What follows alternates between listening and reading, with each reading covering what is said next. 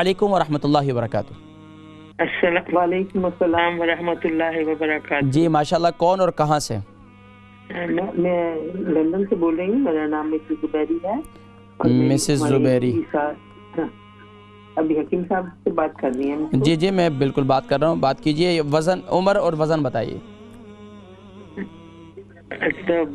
میری عمر 80 اور میرا وزن 63۔ وزن 66؟ 63۔ 60۔ اچھا، سوال کیا ہے؟ سوال یہ ہے کہ میرے جو ناخن ہیں اس کے اوپر ہاتھ کے ناخن اور پیر کے پہ بھی ہے، کچھ سفید ہوتے جا رہے ہیں۔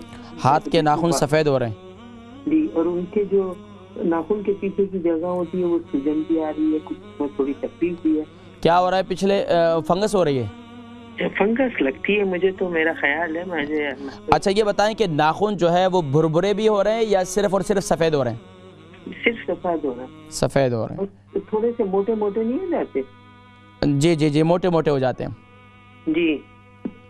اچھا یہ بتائیں کہ یہ آپ اس کے اوپر کوئی نیل پالش وغیرہ یا اس کے علاوہ کوئی چیز استعمال کرتی تھیں؟ نہیں، میں تو کچھ نہیں یوز کرتی کیونکہ نماز پڑھتی ہوں۔ الحمدللہ۔ تو اس کے علاوہ کوئی آرٹیفیشل ناخن وغیرہ استعمال کیے ہیں؟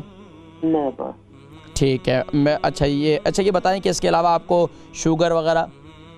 نہیں، مجھے بلڈ پریشر ہے اور تھائرائیڈ بھی ہے اصل پرابلم۔ اچھا تھائرائیڈ جو ہے ابھی وہ آپ کا ٹھیک ہو گیا ہے ابھی بھی ہے؟ نہیں، ٹیبلٹ تو لیتی ہوں بھائی، 40 سال ہو گئے ہیں، کنٹرول ہے۔ الحمدللہ کنٹرول ہے۔ اچھا یہ بتائیں کہ اس کے علاوہ کوئی آپریشن وغیرہ ہوا ہے؟ وہ تو بہت، میرا خیال ہے 60 سال ہو گئے جب ہوا تھا میرا اپینڈکس کا۔ کس چیز کا؟ اچھا اپینڈکس کا، ٹھیک ہے جی۔ اچھا یہ بتائیں کہ اس کے علاوہ ٹیبلٹس میں کیا لے رہی ہیں؟ میڈیسن میں کون سی میڈیسن لے رہی ہیں ابھی تک؟ تھائروکسین لے رہی ہوں میں 70 مائکرو 100 مائکرو۔ ٹھیک ہے، اور کیا لے رہی ہیں؟ بلڈ پریشر کی ٹیبلٹ لے رہی ہوں۔ ٹھیک ہے۔